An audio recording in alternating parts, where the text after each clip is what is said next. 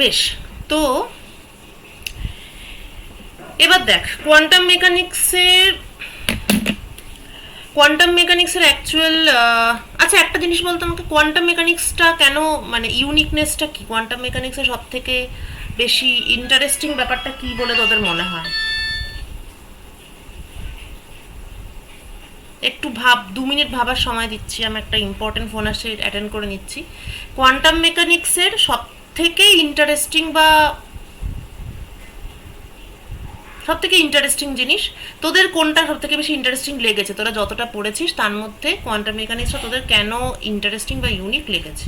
ঠিক আছে, শুনছি, 1 মিনিট পর শুনছি।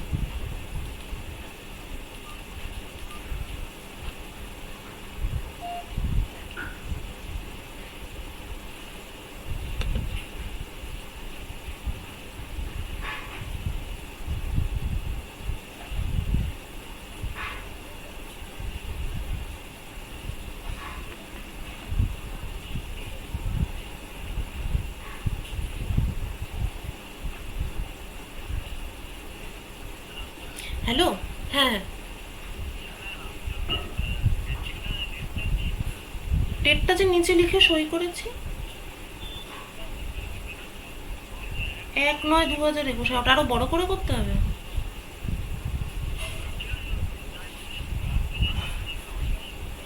আচ্ছা ঠিক আছে, ওকে, দেখুন। হুম।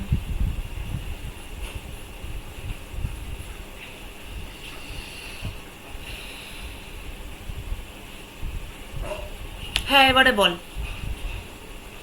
সুদীপ্ত বল, সুদীপ্ত আজকে ক্লাসে সবার আগে এসেছে।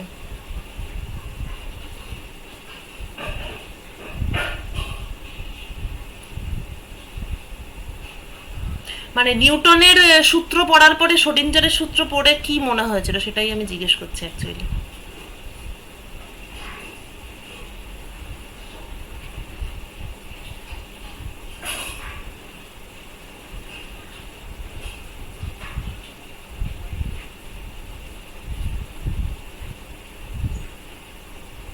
সুদীপ্ত কিংবা সুচেতা বল, বিক্রম বলতে পারিস, বিক্রমের নেটওয়ার্কটা খারাপ আছে, বিক্রম চাইলে মেসেজে বলতে পারিস।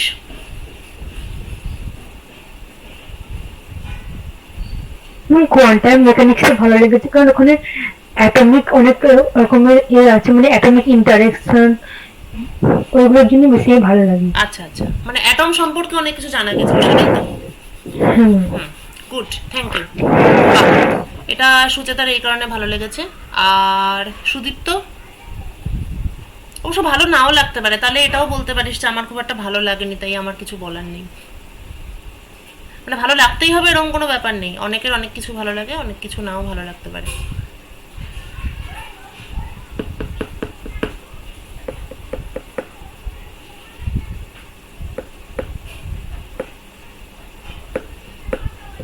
ঠিক আছে, সুদীপ্ত আর বিক্রমের কোনো অ্যান্সার পাওয়া যায়নি। ব্যাপারটা হচ্ছে যে হ্যাঁ, সুচেতা যেটা বলেছে একদমই ঠিক অ্যাকচুয়ালি। মানে কোয়ান্টাম মেকানিক্স তো জাস্ট একটা নাম, কিন্তু মেন ব্যাপারটা হচ্ছে যে আমাদের তো দেখার অনেক লিমিটেশন থাকে। মানে আমরা কিন্তু নিজেদেরকে খুব পাওয়ারফুল প্রাণী বলে মনে করি, কিন্তু বেসিক ব্যাপারটা হচ্ছে যে আমাদের যে 5টা ইন্দ্রিয় তাদের প্রচুর লিমিটেশন আছে। যেমন আমাদের কান, কান হচ্ছে ওই যে কত, কানের অডিবল রেঞ্জ আছে, আমার ওটা ঠিক মনে থাকে না, 20 to 20K বোধ হয়। ওই হার্টসের রেঞ্জের বাইরের কোনো ফ্রিকোয়েন্সি আমরা শুনতে পাই না। ঠিক আছে, তাহলে অডিবল রেঞ্জ ফ্রিকোয়েন্সি একটা ফিক্সড, এবং ওই রেঞ্জের বাইরের জিনিসপত্র কিন্তু আরও অন্য অনেক প্রাণী সেন্স করতে পারে, কিন্তু আমরা মানুষরা সেটা পারি না। এটা গেল শোনা। এবার যদি আমি দেখার ক্ষেত্রে আসি, তাহলেও একটা ভিজিবল রেঞ্জ অফ ওয়েভলেংথ আছে, যেটার বাইরের কোনো ওয়েভলেংথ আমাদের চোখে এলে সেটা আমরা বুঝতে পারি না। এবার যখনই ওয়েভলেংথের ক্ষেত্রে একটা লিমিটেশন চলে আসে, তখনই সাইজের ক্ষেত্রেও একটা লিমিটেশন আসে, যে এই সাইজের রেঞ্জের বাইরে গেলে আমি আর সেগুলোকে দেখতে পাই না বা ভালো করে দেখতে পাই না। ঠিক আছে, তো এবার অ্যাটমগুলো যেটা সুচেতা বললো সেটাও ব্যাপারটা অ্যাকচুয়ালি তাই, কেননা অ্যাটম মানে এখন ব্যাপারটা হচ্ছে যেমন এই যে পেনটা আছে, ঠিক আছে, এই পেনটা দিয়ে আমি হয়তো আম, এই পেনটা দিয়ে আমি হয়তো এই বোর্ডের লেন্থ মাপতে পারি, কেননা এই পেনটা একটা পুরো গোটা প্লাস মোটামুটিভাবে হাফ। তাহলে আমি বলতে পারি যে এই পেনের এই বোর্ডটা হচ্ছে এই পেনের 1.5 গুণ। কিন্তু এই পেনটা দিয়ে আমাকে যদি এখন মাপতে বলা হতো, সাপোজ আমাকে যদি বলা হয় যে এই পয়সাটার কতটা থিকনেস আছে, সেটা যদি আমাকে এই পেনটা দিয়ে মাপতে বলা হয়, তাহলে কিন্তু আমার পক্ষে সেটা বলা খুবই মুশকিল হবে। বলতে পারবো ফ্র্যাকশন দিয়ে, কিন্তু বলা মুশকিল হবে। আর ব্যাপারটা যদি এমন হয়, এবার এটা তো পেনের কথা বলছি, কিন্তু ব্যাপারটা যদি এমন হয় যে মানে মানে ফোটন যেটা যেটা দিয়ে আমরা দেখি, আমাদের চোখ তো একটা নির্দিষ্ট ওয়েভলেন্থে দেখতে পায়। তো আমাদের চোখের দেখার সিস্টেমটা কীরকম, যে একটা জিনিস এলো, আসবে, কোনো একটা জায়গায় এসে পড়বে, সেখান থেকে রিফ্লেক্ট করবে, আমার চোখে আসবে। তো এই যে এই অবজেক্টটা ও যে একটা ওয়েভলেন্থকে রিফ্লেক্ট করতে পারবে, তার জন্য অবজেক্টের একটা ন্যূনতম সাইজ তো থাকতে হবে। মানে ওয়েভলেন্থটা যদি এত বড় হয় আর অবজেক্টটা যদি এইটুকু হয়, তাহলে তো ওর পক্ষে সেই ওয়েভলেন্থটাকে রিফ্লেক্ট করার মানে ওই ব্যাপারটা খুবই অ্যাবসার্ড। মানে এটা আমাদের কমন সেন্স দিয়ে আমরা বুঝতে পারি যে এটা এইটুকু বস্তু আর এত বড় একটা ওয়েভলেন্থকে সে রিফ্লেক্ট করবে, এটা সে কোনোদিনই করতে পারবে না। তাহলে এইটুকু বস্তু এইটুকু একটা ছোট ওয়েভলেন্থকেই রিফ্লেক্ট করতে পারবে। আবার ওইটুকু যে ছোট্ট মতন ওয়েভলেন্থ, সেটাকে আবার আমরা দেখতে পাই না। সো এটা আমাদের লিমিটেশন, রাইট? কোয়ান্টাম মেকানিক্স পড়ার ফলে জানা যায় যে আমাদের জ্ঞানটা অ্যাকচুয়ালি কতটা লিমিটেড। মানে আমরা রোজকার জীবনে অনেক অবজেক্ট দেখছি, সেটার উপর বেস করে আমরা অনেক বড় বড় কথা বলছি, এবং মানে এককালে তো সেসব মানে কাল্পনিক কথাবার্তা নিয়ে সব মোটা মোটা বইও লেখা হয়ে গেছিল। কিন্তু কোয়ান্টাম মেকানিক্স আসার পরে বোঝা গেল যে আমাদের জানার কোনো শেষ নেই অ্যাকচুয়ালি। যেটা জানি সেটাই আলটিমেট নয়, তারপরেও আরও অনেক কিছু বাকি থাকে। তো ডেইলি লাইফের থেকে আমরা দৈনন্দিন জীবনের জাস্ট আমাদের 5টা ইন্দ্রিয় দিয়ে আমরা যা অবজার্ভ করেছিলাম, সেখান থেকে আমরা যা শিখেছিলাম সেইটা পুরোটাই ছিল নিউটনিয়ান ফিজিক্স। অ্যাকচুয়ালি নিউটনিয়ান ফিজিক্সের মূল কথা হচ্ছে একটা অবজেক্টের নির্দিষ্ট পজিশন থাকবে একটা নির্দিষ্ট সময়, এবং অবজেক্টটা যে মুভ করবে সেটা বোঝার উপায় ভেক্টরটা বাদ দিয়েই বলছি, m d2x dt2। এই হচ্ছে সময়ের সাথে সাথে অবজেক্টটা যে মুভ করছে, কিভাবে মুভ করছে সেটা জানার উপায়। তাহলে xt থাকবে এবং সেটা কিভাবে কি হচ্ছে না সেটা জানার উপায়। কিন্তু আমরা যখন খুব ছোট ছোট সাইজের জিনিসপত্র অবজার্ভ করতে শুরু করলাম, যেমন অ্যাটম, এবার বলবি অ্যাটম তো খুব ছোট, কিভাবে অ্যাটমকে অবজার্ভ করলাম? অ্যাটমকে এখন তো চোখে দেখা যায়, কিন্তু অ্যাটম সম্পর্কে প্রথম জিনিস মানে প্রথম ব্যাপারটা যেটা জানা গেছিল যেইভাবে, সেটা হচ্ছে খুব সিম্পল। অ্যাটমের উপর লাইট পাঠাও, আর অ্যাটম থেকে যে লাইটটা বেরিয়ে আসছে সেই লাইটটাকে দেখো।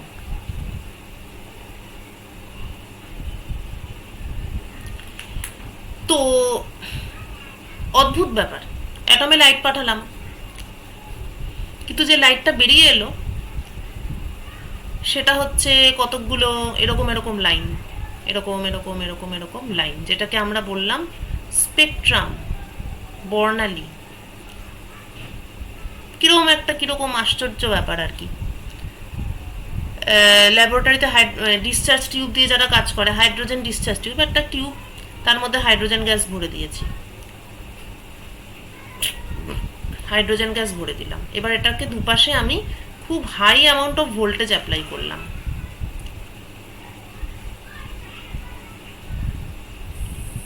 এর মধ্যে দিয়ে ইলেকট্রিক মানে high amount of voltage pass করলাম, তাহলে হাইড্রোজেন অ্যাটমগুলো কিছু একটা হলো, সেটা কি হলো সেটা পরের বিষয়। কিন্তু সেখান থেকে যে আলোটা বেরিয়ে এলো, সে একবার নানান রকম রঙিন রঙিন আলো, বিভিন্ন রকমের আলো, অদ্ভুত।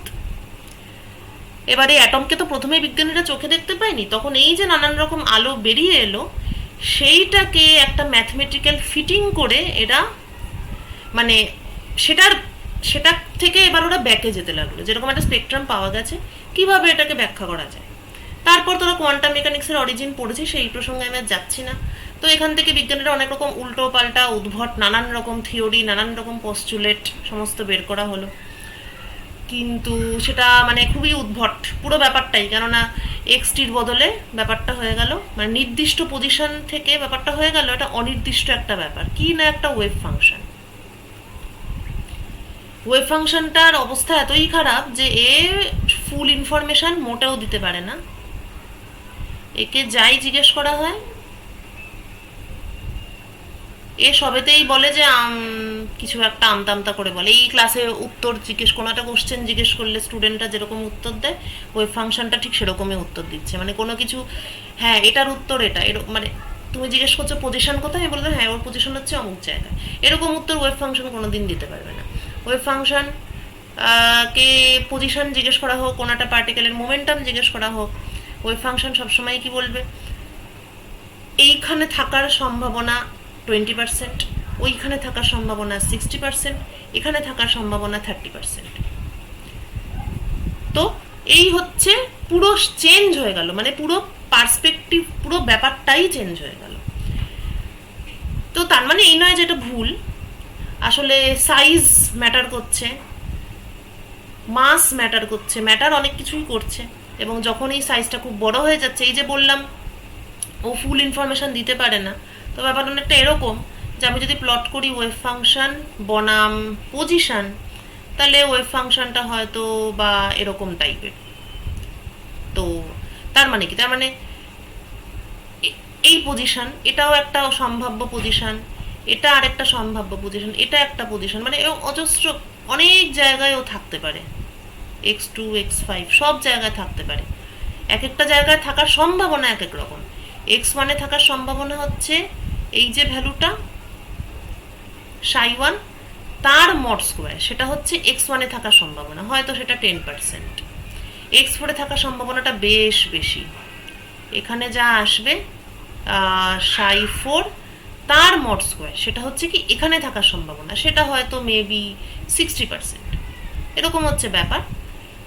এবং এই 10% 60% এতে সবাইকে বিভিন্ন পয়েন্টে যা আসবে আর কি স্কোয়ার ফোয়ার করে সেগুলো সবাইকে অ্যাড করলে মোট থাকার সম্ভাবনা 100%, অর্থাৎ পুরো স্পেসের মধ্যে বিশ্ব ব্রহ্মাণ্ডের মধ্যে বস্তুটার থাকার সম্ভাবনা 100%। এবার নিউটনিয়ান ফিজিক্সে এই চিত্রটা কেমন ছিল, নিউটনিয়ান ফিজিক্সে এই চিত্রটা এরকম ছিল, এই এবং এখানে ভ্যালুটা ছিল 1, অর্থাৎ এই একটাই পজিশন এবং এখানে থাকার সম্ভাবনা 100%। কিন্তু যত পার্টিকেলের সাইজ ছোট হবে ততই এই যে একটাই খোঁচা এটা আর থাকবে না, তখন একটা এরকম এরকম হোয়াটএভার, মানে ψx যে ওয়েভ ফাংশন সেটা অনেক রকমই হতে পারে, কিন্তু কি যত ওয়েভ ফাংশন ছোট হবে, যত পার্টিকেলের সাইজটা কমতে থাকবে, যত আমরা অ্যাটমের জগতে ঢুকতে থাকবো ততই এই ব্যাপারটা বাড়তে থাকবে যে বিভিন্ন জায়গায় থাকার সম্ভাবনা আছে, বিভিন্ন রকম চান্সেস আছে। তো বেসিক্যালি প্রকৃতি বা বিশ্বব্রহ্মাণ্ড কিন্তু কোয়ান্টাম রুল মেনেই চলে, মানে বিশ্বব্রহ্মাণ্ডের রুলটা কিন্তু ক্লাসিক্যাল নয়।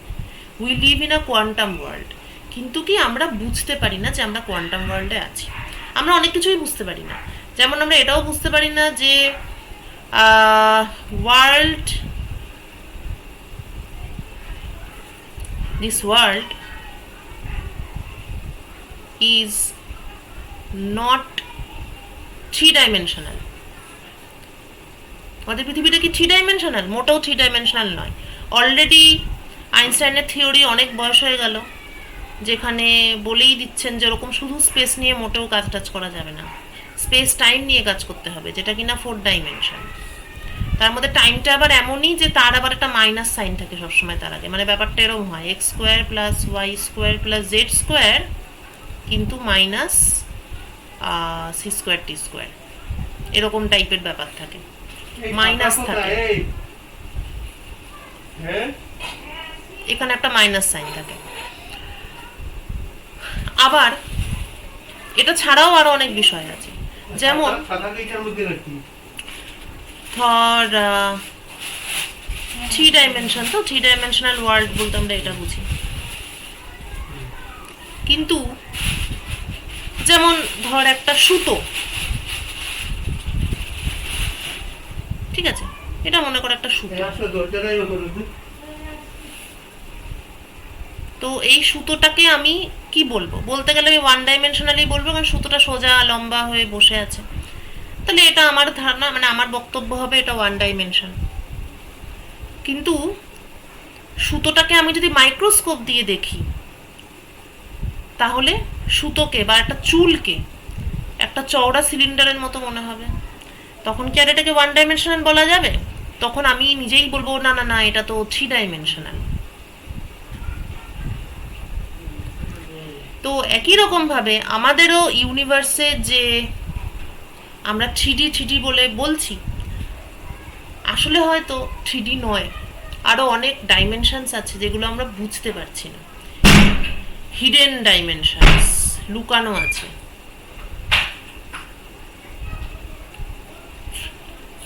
ঠিক আছে, তো এটাই বক্তব্য, এটাই যে আমরা যা দেখছি সেটাই কিন্তু আলটিমেট ট্রুথ নয়, আরো অনেক, মানে পৃথিবী বা এই যে ইউনিভার্স আসলে কি রুল ফলো করছে সেইটা আমরা আমাদের এখনো জানতে অনেক বাকি আছে। তো কিছুটা জেনেছি, সেই কিছুটাই হচ্ছে আমাদের কোয়ান্টাম রুলস বা কোয়ান্টাম মেকানিক্স। এবং কোয়ান্টাম মেকানিক্সের মূল কথা তো অবশ্যই এটাই যে একটা পার্টিকেল বা একটা সিস্টেম বা একটা অবজেক্ট সম্পর্কে যা জানা যায় ততটুকুই জানা যাবে যতটুকু ওয়েভ ফাংশন আমাদের জানাবে। ওয়েভ ফাংশন যেটা জানাতে পারবে না সেটা জানা সম্ভব নয়। So non determinism. আচ্ছা, এটা গেল, ঠিক আছে, ফাইন। তার মানে অ্যাকচুয়ালি এক্সটিটা এটা দিয়ে রিপ্লেসড হয়ে গেল আর কি, আগে ছিল এক্সটি, এখন সেটা হয়ে গেল ওয়েভ ফাংশন। আচ্ছা, এবার আগে আরও একটা কি ছিল, সেটা ছিল force equal to M d2x dt2। এটা কি না সময়ের সাথে সাথে পজিশন কিভাবে চেঞ্জ হয়, তা এখন তো পজিশন নেই, এখন ওয়েভ ফাংশন আছে, তাহলে এখন আমাকে জানতে হবে যে সময়ের সাথে সাথে ওয়েভ ফাংশন কিভাবে চেঞ্জ হয়, অর্থাৎ time evolution of wave function.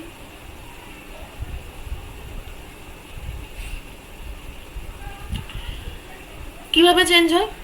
শ্রোডিঞ্জারস equation তোরা জানিস, time dependent one dimensional Schrodinger's equation, সেটা আগে আমরা লিখি।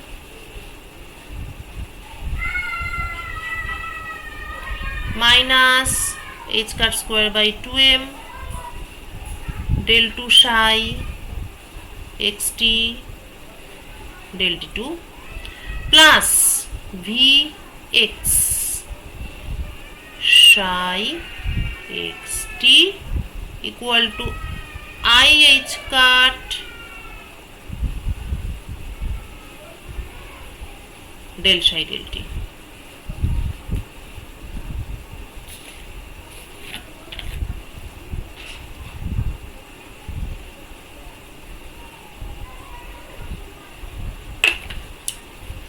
এখানে ইন্টারেস্টিং ব্যাপারটা কি, নিউটনিয়ান ফিজিক্সে পজিশন কিভাবে চেঞ্জ হয়েছে এটা জানার জন্য আমাকে জানতে হতো কি, জানতে হতো ফোর্সটা জানতে হতো, রাইট? ফোর্সের উপর ডিপেন্ড করছে। কোয়ান্টাম মেকানিক্সে আস্তে আস্তে পরিস্থিতিটা পাল্টে গেল, এখন আমাদের পোটেনশিয়ালটা জানতে হবে, অর্থাৎ এখন আমরা কিন্তু এনার্জিকে বেশি গুরুত্ব দিচ্ছি। এবং আমরা যদি আরেকটু ব্রড অ্যাঙ্গেলে ভাবি তাহলে আমরা দেখব যে ফোর্স বেচারার অবস্থা খুবই খারাপ, কারণ ফোর্সকে সবাই রিপ্লেস করে দিচ্ছে, সবাই। এই তো শ্রোডিঞ্জারস ইকুয়েশন, যে ফোর্সের থেকে অলরেডি ফোর্সকে কোনো রকম গুরুত্ব না দিয়ে সোজাসুজি পোটেনশিয়াল দিয়েই ও ইকুয়েশনটা লিখছে। ঠিক আছে, পোটেনশিয়াল দিয়েই ওয়েভ ফাংশনের ইভলিউশনটাকে ব্যাখ্যা করছে। এবার যদি এই ট্রানজিশনের কথাটাই ভাবি যে এটা একটা মেকানিক্স, এটা একটা মেকানিক্স, ক্লাসিক্যাল মেকানিক্স, এটাও একটা মেকানিক্স, কিন্তু এটা কি কোয়ান্টাম মেকানিক্স। তো ক্লাসিক্যাল থেকে কোয়ান্টামের যে এই যে ট্রানজিশনটা হলো, তার মাঝখানে কি দাঁড়িয়ে আছে, মানে ট্রানজিশনটা করতে অ্যাকচুয়ালি কে হেল্প করলো? Lagrangian and Hamiltonian. এটা তো তোরা পড়েছিস, ল্যাগ্রাঞ্জিয়ান হ্যামিল্টনিয়ান। তো নিউটনিয়ান কনসেপ্টে আমার পুরো ব্যাপারটাই ছিল ফোর্সের উপর বেসড, ফোর্স দিয়ে সব কিছু হচ্ছিল। সেখান থেকে ড্যালাম্বার্টস প্রিন্সিপাল করে, কেননা ফোর্স দিয়ে ব্যাপারটাকে হ্যান্ডেল করতে গিয়ে আমাদের কিছু কিছু অসুবিধা হচ্ছিল, সেই অসুবিধাগুলোকে নির্মূল করার জন্য একটু চেঞ্জ করা হলো, কিছু কিছু জিনিস কনস্ট্যান্টগুলোকে ঢোকানো হলো, এদিক সেদিক করা হলো, করে ড্যালাম্বার্টস প্রিন্সিপাল এলো, সেখান থেকে ল্যাগ্রাঞ্জিয়ান এলো, সেখান থেকে হ্যামিল্টনিয়ান এলো। হ্যামিল্টনিয়ানের সাথে আমরা খুবই খুশি হলাম, কেননা হ্যামিল্টনিয়ান প্রিন্সিপাল ইউজ করে ইকুয়েশন অফ মোশন সলভ করতে গেলে কেবলমাত্র, বা ল্যাগ্রাঞ্জিয়ানের ক্ষেত্রেও তাই, কেবলমাত্র এনার্জি জানাটাই যথেষ্ট, কাইনেটিক এনার্জি এবং পোটেনশিয়াল এনার্জি। তো এই যে শিফটিং অফ প্যারাডাইম, ফোর্স থেকে এনার্জিতে ব্যাপারটা শিফট হওয়া, ক্লাসিক্যাল মেকানিক্স অলরেডি সেটা করেই দিয়েছিল, এবং সে এটাও দেখিয়েছিল যে কিছু কিছু সিচুয়েশনে Hamiltonian equal to energy of the system হয়। আচ্ছা, কারোর কি মনে আছে, কেউ কি বলতে পারবি কি কন্ডিশনে হ্যামিল্টনিয়ান আর এনার্জি সেম হয় সিস্টেমের? এনিবডি? দুটো কন্ডিশন আছে সিস্টেমের হ্যামিল্টনিয়ান আর এনার্জি সেম হওয়ার।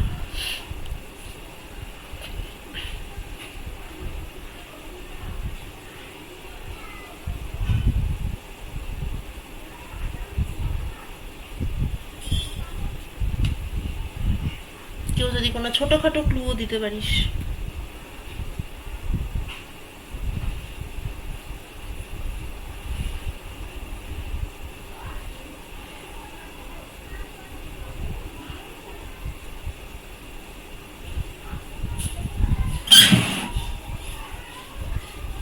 কোশ্চেনটা একবার বল। কোশ্চেনটা হচ্ছে যে কিছু কিছু পরিস্থিতিতে, আচ্ছা যে কোনো একটা সিস্টেমের ল্যাগ্রাঞ্জিয়ানটা কি? ল্যাগ্রাঞ্জিয়ান এল হচ্ছে টি মাইনাস ভি। এবার দেখানো যায়, রিওয়াইন্ড করাচ্ছি আমি, মনে করতে সুবিধা হবে। দেখা যায় যে যদি ল্যাগ্রাঞ্জিয়ান কিসের কিসের ফাংশন হয়? পজিশন, ভেলোসিটি এবং টাইম। আচ্ছা, এখানে আবার একটা ছোট্ট কথা বলা, সেটা হচ্ছে পজিশনটা কিন্তু টাইমের ফাংশন হতে পারে, সেটা আলাদা বিষয়, বা ভেলোসিটিও টাইমের ফাংশন হতে পারে, সেটা আলাদা বিষয়। এখানে এটাকে কিউ কিউ ডট টি লেখার মানে হলো এক্সপ্লিসিটলি আছে কিনা ল্যাগ্রাঞ্জিয়ানের মধ্যে টাইমটা এক্সপ্লিসিটলি আছে কিনা, সেইটা হচ্ছে বিষয়। ঠিক আছে, মানে এখানে কিউ কিউ ডট টি লেখার মানে হচ্ছে কিউটা টি এর ফাংশন হতে পারে, তাতে সেটা হোক, সেটাতে কোনো প্রবলেম নেই। মানে suppose x equal to x not cos omega t, কিন্তু তোর ল্যাগ্রাঞ্জিয়ান যদি হয় হাফ এম এক্স স্কোয়ার, তার মানে কিন্তু Lagrangian is independent of time, কেননা এক্সপ্লিসিটলি টিটা নেই। মানে এক্ষেত্রে ল্যাগ্রাঞ্জিয়ানটা শুধুমাত্র এক্স এরই ফাংশন। এখানে টি লেখা মানে এক্সপ্লিসিটলি টাইম ডিপেন্ডেন্স আছে কি না। তো ল্যাগ্রাঞ্জিয়ানের যদি এক্সপ্লিসিটলি টাইম ডিপেন্ডেন্স না থাকে, অর্থাৎ ল্যাগ্রাঞ্জিয়ান যদি কেবলমাত্র কিউ এবং কিউ ডটের ফাংশন হয়, নো এক্সপ্লিসিট টাইম ডিপেন্ডেন্স, তাহলে দেখানো যায় একটা বিশেষ ধরনের quantity sum over q dot del l del q dot minus l, এটা যতগুলো কোঅর্ডিনেট আছে সবার উপর সাম হবে। দেখানো যায় যে এই বিশেষ কোয়ান্টিটিটা কনজার্ভড, সময়ের সাথে সাথে এটা চেঞ্জ হচ্ছে না, তাই এই বিশেষ কোয়ান্টিটিটাকে আমি খুশি হয়ে নাম দিলাম এইচ বা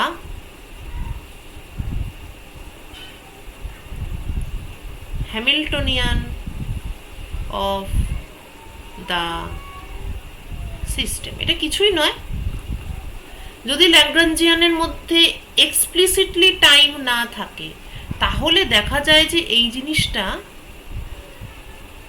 কনজার্ভড কোয়ান্টিটি হয়। দিস ইজ আ, যে কোনো জিনিসের যা কনজার্ভ সেটা নিয়ে তো আমরা খুব বাড়াবাড়ি করি, প্রচুর বাড়াবাড়ি করি আমরা, তো এটাও একটা কনজার্ভ কোয়ান্টিটি বলে এটাকে নিয়েও এখন আমরা প্রচুর বাড়াবাড়ি করব,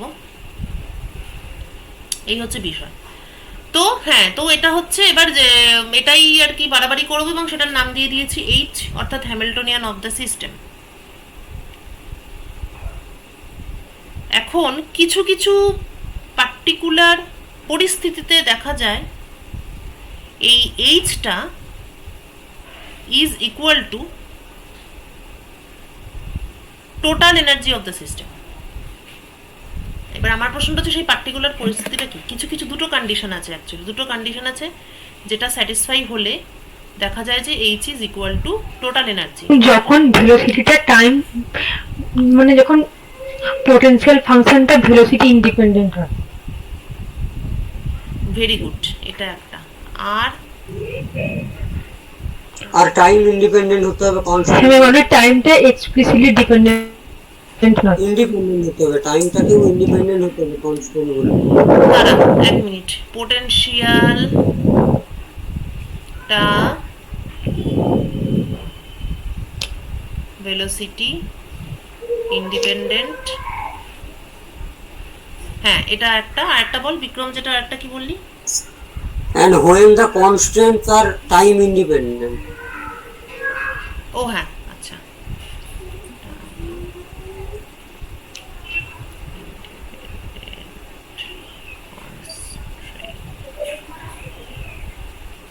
ওকে, আর আর কিছু, কেউ কিছু বলবি?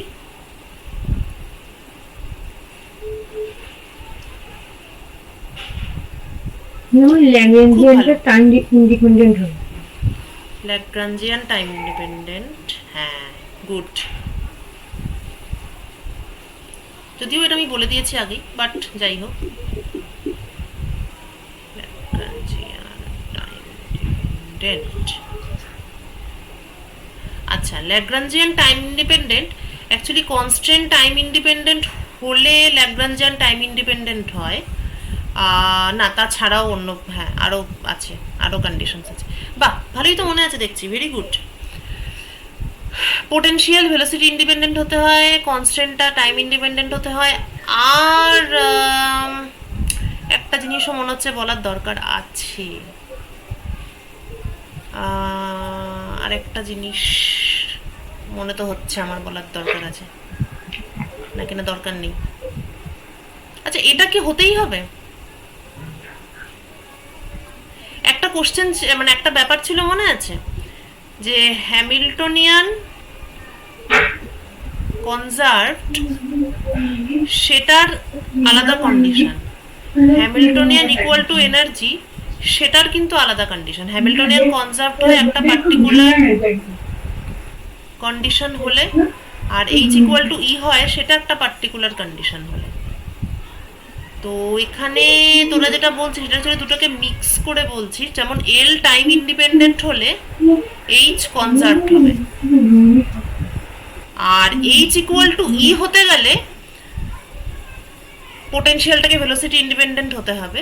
আর এই জিনিসটা অ্যাকচুয়ালি কিছুটা এটার মধ্যেই ঢুকে যাচ্ছে, তাই না? আমি কি ঠিক বলছি? মানে এই দুটো কিন্তু দুটো আলাদা, হ্যাঁ, মানে হ্যামিল্টনিয়ান আর এনার্জি সেম একই, অথচ কোনোটাই কনজার্ভ নয়, সেটাও কিন্তু হতে পারে। ঠিক আছে, যাই হোক, ভেরি গুড। 1 মিনিট তারা আসছে, 1 মিনিট।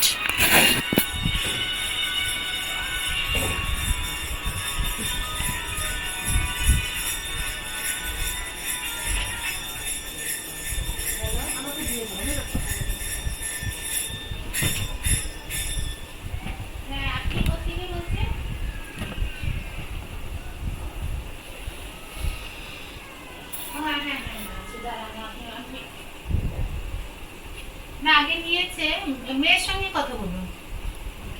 একটু একটু দাঁড়া, হ্যাঁ, এক মিনিট। হ্যালো, হ্যাঁ,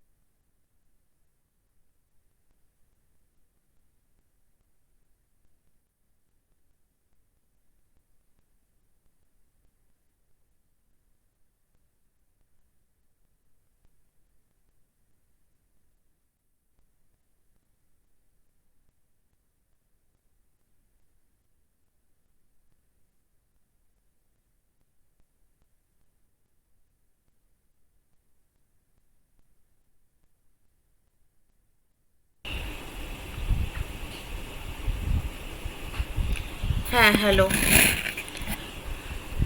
অ্যাকচুয়ালি প্রচুর ওষুধের অর্ডার দিচ্ছি আমি চারিপাশে, ওই জন্য। আচ্ছা, কোন হাতে দিচ্ছেন, ধানিয়াতে? হ্যাঁ, ধানিয়াতে দিচ্ছি না, না, এটা সেই ইনজেকশন, হিমোগ্লোবিনের ইনজেকশন। এইবার হলদিয়াতে তো ডেলিভারি করা খুব মুশকিল, এবার নানান জায়গায় কন্ট্যাক্ট করে টোরে কোনো রকমে যাই হোক পেয়েছি। ধানিয়াটা কি বলছিস? না, আমি বলছি যে আপনি কি মেডিসিন ধানিয়ার থেকে কিনছেন না অন্য কোথাও? ও, না না, এটা না সব জায়গায় পাওয়া যায় না। যে যে যেটা হিমোগ্লোবিনের একটা ইনজেকশন আছে, ওটা কিছু কিছু নির্দিষ্ট ইয়ে আছে, ডিস্ট্রিবিউটার আছে, তারাই দেয়। তো ওটা ডাক্তারবাবুই নাম্বার দিয়েছেন, তো ওই আর কি। কিন্তু এবার হলদিয়াতে ডেলিভারি নিয়ে প্রবলেম হচ্ছিল, যাই হোক সলভ হয়ে গেছে। ওকে ওকে, না না, 1 mg তে সবকিছুই পাওয়া যাচ্ছে এখন। আচ্ছা, ওকে ওকে, ঠিক আছে। যখন পাবো না তোকেই পাকড়াও করবো। হ্যাঁ, তো হ্যাঁ, যেটা বলছিলাম, তো এই যে ট্রানজিশনে আসি। হ্যাঁ, তো এই যে ট্রানজিশনটা, সেইটা আমাদের ল্যাগরাঞ্জেন হ্যামিল্টনের মারফত হলো, এবং সেখান থেকে আমরা বুঝলাম যে এনার্জিটা হচ্ছে খুবই ফান্ডামেন্টাল, এবং পরবর্তীকালে রিলেটিভিটির সময় আমরা আরও বুঝবো যে এনার্জি জিনিসটা কতটা ফান্ডামেন্টাল, যখন আমরা দেখবো যে এনার্জি ইজ রিলেটেড টু মাস। মানে মাসও আসলে এক প্রকারের এনার্জি। মাসটাকে আমরা যেভাবে ভাবি, এসএসজি স্যারের টকে একজন একটা খুব ভালো কোশ্চেন করেছিল যে মানে এনার্জিটা মাসে কনভার্ট হয়ে গেল, মানে বা একটা বস্তু যখন লাইটের স্পিডের কাছাকাছি মুভ করছে, তখন তার মাসটা বেড়ে গেল। এই কথাটার মানেটা কি? মানে ওটা কি দৈর্ঘ্যে প্রস্থে বেড়ে গেল বা ফুলে বড় হয়ে গেল, এরকম কি ব্যাপারটা? তো ব্যাপারটা হচ্ছে যে মানে আমরা মাসকে মাস ভাবে, এনার্জিকে আমরা এনার্জি ভাবি, যাকে ছোঁয়া যায় না খুব, যদি গোদা বাংলায় বলতে চাই। তো কিন্তু মানে এটা আমাদের ওই যে বললাম সীমিত যে দৈনন্দিন অভিজ্ঞতা, তার জন্যই এটা প্রযোজ্য। কিন্তু ইন রিয়েলিটি মাস আর এনার্জিকে না ওভাবে ডিস্টিংগুইশ করা যায় না। মানে যখন লাইটের স্পিডের কাছাকাছি মাসটা ছুটতে শুরু করবে, তখন ওই যাহা মাস তাহাই এনার্জি, এরকম একটা বিদঘুটে ব্যাপার। কিন্তু কি আমাদের ডেইলি লাইফে মাস আর এনার্জিকে ডিস্টিংগুইশ করতে পারি, এবং ওখানে মাসটাই এনার্জি এটা ভাবা যায়ই না। এটার কারণটা হচ্ছে যে কি ওই একই ব্যাপার, যে কারণে কোয়ান্টাম ফিজিক্সের ব্যাপারটাও ডেইলি লাইফে এক্সপিরিয়েন্স করা যায় না, এই ব্যাপারটাও তাই। কিন্তু মনে রাখতে হবে যে কোয়ান্টাম ফিজিক্স, রিলেটিভিটি, এগুলোই কিন্তু রিয়ালিটি, রিয়েল পিকচার এটাই। আমাদের লিমিটেশন, আমাদের 5টা ইন্দ্রিয়ের লিমিটেশন, যে আমরা ডেইলি লাইফে সেগুলোকে সেন্স করতে পারি না বা সামহাও আমরা দেখতে পারি না। তো মূল কথা হচ্ছে এখানে পোটেনশিয়ালটাই আসল রোল প্লে করছে। তাহলে পোটেনশিয়াল জানলেই আমার সব জানা হবে, ঠিক আছে? তো এটা তো টাইম ডিপেন্ডেন্ট। এবার এটাকে তোরা সেপারেশন অফ ভেরিয়েবলস নিশ্চয়ই এটা করেছিস। সেপারেশন অফ ভেরিয়েবলস করে টাইম ইন্ডিপেন্ডেন্ট ভার্সনটা দেখতে পাওয়া যায়। সেটা দেখতে এরকম, অর্থাৎ কি না, এই যে সাই এক্সটি, এটা দুটো পার্টে ভেঙে যাবে, মাল্টিপ্লিকেটিভ আর কি। একটা হবে phi x only space dependent, আর একটা হবে অনলি টাইম ডিপেন্ডেন্ট, রাইট? তো যে স্পেস ডিপেন্ডেন্ট যেটা, সেটা কার উপর নির্ভর করছে? পুরোটাই ভিএক্স এর উপর। মাস তো আছে, মাস মাসের মতো আছে থাক, কিন্তু বাকিটা দেখ পুরোটাই ভিএক্স এর উপর, এবং সেখান থেকেই আমি পাবো ওর সম্ভাব্য এনার্জি। তার সঙ্গে আমি টাইম ডিপেন্ডেন্ট একটা ইকুয়েশন পাবো, যেটাকে পুরোপুরি সলভ করা যায়, e to the power minus i e t by h cut. এইরকম হয় টাইম ডিপেন্ডেন্ট পোর্শনটা। তো ভিএক্স জানা থাকলে এনার্জি জানতে পারবো। গল্পের মডেল এই, এবং অলরেডি তোরা এটাকে কোথায় অ্যাপ্লাই করেছিস না, particle in a box problem.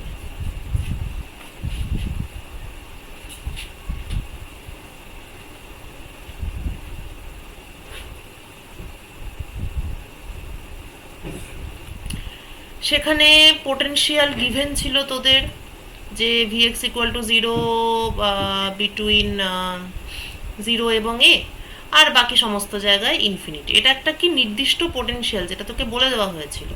সেখান থেকে তুই এনার্জি পেয়েছিলি, কি পেয়েছিলি? কি সুন্দর একটা ব্যাপার পেয়েছিলি, n square pi square h cut square by 2m a square. অদ্ভুত, হঠাৎ করে এনার্জি হয়ে গেল কোয়ান্টাইজড, হঠাৎ করে কিছু কিছু এনার্জি হয়ে গেল কি ফরবিডেন।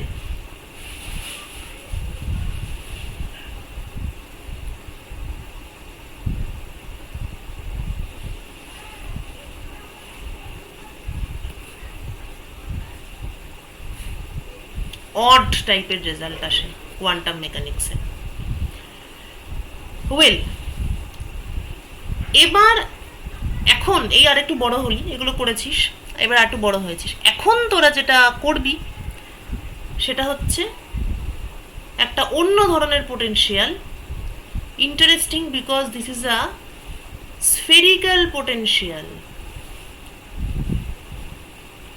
অর্থাৎ আমরা 1D থেকে এখন সোজাসুজি মুভ করে যাব 3Dতে। 3 ডাইমেনশনাল শোডিঞ্জার্স ইকুয়েশনের ব্যাপারটা কিরকম হয় না হয়, এটা নিয়ে একটা বেশ একটা সুন্দর চ্যাপ্টার আছে জেটিলিতে। এটা আমার পরে করানোর ইচ্ছা আছে, যেহেতু এটা পুরো ডাইরেক্টলি সিলেবাসে নেই। তা কারো যদি ভালো লাগে বা ইচ্ছা হয় সে দেখতেই পারে। শুধুমাত্র 3 ডাইমেনশনাল পোটেনশিয়ালে কী হয় সেটা নিয়ে একটা আলাদা চ্যাপ্টার আছে জেটিলিতে। তো 1D থেকে আমরা মুভ করছি 3Dতে ফার্স্ট। সেকেন্ড হচ্ছে, যেহেতু পোটেনশিয়ালটা স্ফেরিক্যাল, তাই আমরা এটাকে অ্যানালাইজ করব স্ফেরিক্যাল পোলার কোঅর্ডিনেটে, কারণ ওতেই আমাদের সুবিধা হবে। আগে ছিল ব্যাপারটা এক্স এর ফাংশন, এখন ব্যাপারটা হয়ে যাবে আর এর ফাংশন। কেননা হাইড্রোজেন অ্যাটমের ক্ষেত্রে পোটেনশিয়াল একটাই, সেটা হলো কুলম্ব পোটেনশিয়াল, তাই না? হাইড্রোজেন অ্যাটমের ক্ষেত্রে ব্যাপারটা কি হবে? নিউক্লিয়াস সেন্টারে বসে আছে, তার জন্য তার চারপাশে বা তার কুলম্ব ফিল্ডে একটা ইলেকট্রন মুভ করছে। তাহলে ইলেকট্রনটা কি পোটেনশিয়াল পাচ্ছে? ইলেকট্রনটা একটাই পোটেনশিয়াল পাচ্ছে, যেটা কিনা কেবলমাত্র আর এর function, and which is 1/4πε0 ZE/R, hydrogen অ্যাটমের ক্ষেত্রে Z equal to 1। Z equal to 1, ঠিক আছে, মাইনাস অ্যাট্রাকটিভ পোটেনশিয়াল। এই একটি মাত্র পোটেনশিয়াল আছে। তাহলে কি হলো, 1D থেকে প্রথমত আমরা 3D তে আসবো, তার জন্য একটা চেঞ্জ হবে। কার্তেসিয়ান কোঅর্ডিনেট থেকে আমরা স্ফেরিক্যাল পোলারে আসব, সেটা একটা নতুন বিষয়। থার্ড নতুন বিষয় হবে ঠিক মানে নতুন অ্যাকচুয়ালি এই দুটোই। তো 1D থেকে 3D তে যেহেতু যাব, তাহলে আগে আমরা কি করছিলাম, ওয়েভ ফাংশনটা যেমনভাবে আমরা এটা করেছিলাম যে ওয়েভ ফাংশনটা এক্স এবং টি এর ফাংশন ছিল, তো সেটাকে আমরা সেপারেশন অফ ভেরিয়েবলস করে আমরা ধরেছিলাম যে জিনিসটা এক্স এর একটা ফাংশন, টি এর একটা ফাংশন, তাদের প্রোডাক্ট। একইভাবে যখনই আমরা 1D থেকে 3D তে যাই, তখনও তো ওয়েভ ফাংশনটা আর থিটা ফাই এর ফাংশন হয়, বা এক্স ওয়াই জেড এর ফাংশন হয়, সেটা আমি যে কোঅর্ডিনেট ধরছি তার উপর। সেখানেও আমি ইউজ করি separation of variables. Separation of variables সেটা গতি নেই, আর সেপারেশন অফ ভেরিয়েবলস হচ্ছে প্রচণ্ড ফুল প্রুফ একটা মেথড বা একটা ফুল প্রুফ অ্যাপ্রক্সিমেশন।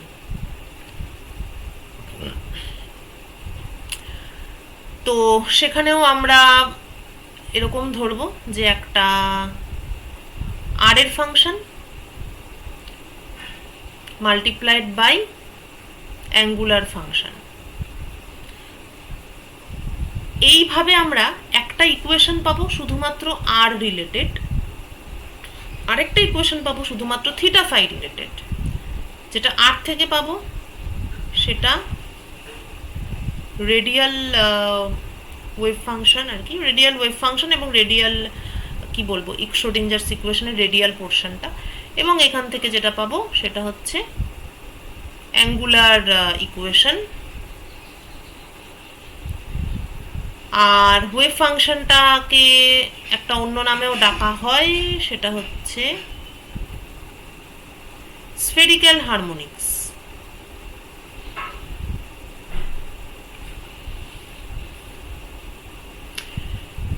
ঠিক আছে, তো আমাদের বেসিক্যালি প্রথমেই সেপারেশন অফ ভেরিয়েবলস করতে হবে,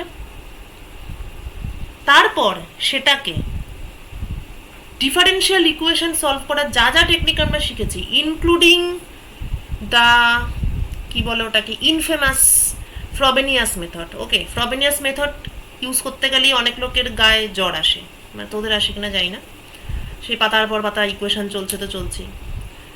তো সেই ফ্রবেনিয়াস মেথড ইউজ করে আমরা ডিফারেনশিয়াল ইকুয়েশনটা সলভ করব, কিন্তু যখন আমরা সলভ করাটা শেষ করব তখন এমন সব অত্যাশ্চর্য রেজাল্টস পাওয়া যাবে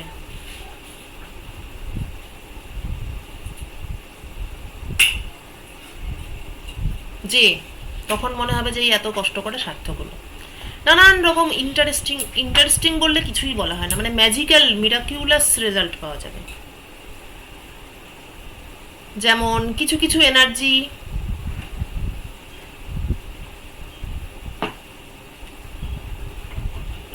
এনার্জি পাওয়া যাবে যেগুলো টোটালি ফরবিডেন, আর কিছু কিছু এনার্জি থাকবে যেগুলো অ্যালাউড।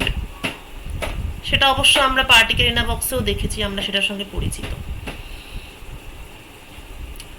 তবুও তো সেটা মানে অদ্ভুতই, কিছু কিছু এনার্জি হয়ই না, কিছু কিছু এনার্জি হয়। আচ্ছা, এবার এইটারও একটা উত্তর পাওয়া যাবে যে হোয়াই, কেন কিছু কিছু এনার্জি হয় আর কিছু কিছু এনার্জি কেন হয় না, হোয়াই কেন হবে না। আমি তো দিতেই পারি, এনার্জি তো এনার্জি, আমি সাপ্লাই দেবো, এনার্জি হবে, কেন হবে না সেটা। আচ্ছা, তারপরে কি হবে, এটা পাবি যে প্রপোর্শনাল টু 1/n², এই প্রপোর্শনালিটিটা পাবি, যেটা তোরা অলরেডি রিডবার্গস কনস্ট্যান্ট ক্যালকুলেশন, মানে এই জিনিসগুলো যখন পড়েছিলি, অর্থাৎ হাইড্রোজেন অ্যাটম স্পেকট্রা যখন পড়েছিলি, লিম্যান বামার প্যাসেন্ট র্যাকেট ছিল নিশ্চয়ই মনে আছে, বামার সিরিজ বলে একটা বস্তু থাকে, সেই বামার সিরিজের সম্পূর্ণ ব্যাখ্যা, বামার সিরিজ তো এক্সপেরিমেন্টাল, প্রথম হাইড্রোজেন অ্যাটম স্পেকট্রা থেকে বামার সিরিজকে আইডেন্টিফাই করা হয়েছিল, তো সেটাকে অঙ্ক কষে বের করা, ইটস ওয়ান্ডারফুল। তো অঙ্ক কষে একদম খাপে খাপ বামার সিরিজ পাওয়া যাবে। আচ্ছা, তারপর আরো রহস্যজনক জিনিসপত্র পাওয়া যাবে, যেমন হচ্ছে ওই অ্যাঙ্গুলার কোঅর্ডিনেট দিয়ে যে পার্টটা আমরা সলভ করব, সেখানে মানে মানে কিছু কিছু জিনিস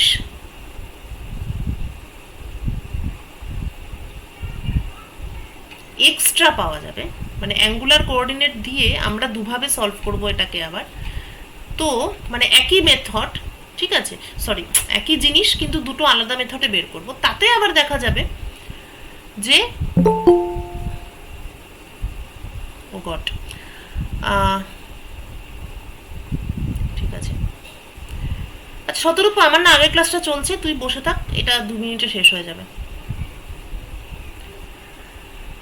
হ্যাঁ, তো যেটা বলছিলাম যে এবার ওয়াই থিটা ফাই যেটা অ্যাঙ্গুলার পোর্শনটা আছে, অ্যাঙ্গুলার পোর্শনটাকে আবার আমরা দুভাবে সলভ করব, দুভাবে সলভ করলে দেখা যাবে যে দুটো মেথডই ভালো, দুটো মেথডের মধ্যেই কোনো ইললজিক্যাল জিনিস নেই, অথচ দুটো মেথডের অ্যান্সার মিলছে না, অ্যান্সারস উইল নট ম্যাচ। এই যে অ্যান্সার মিলছে না, সেখান থেকে একটা বিশাল নতুন থিওরির সৃষ্টি হবে,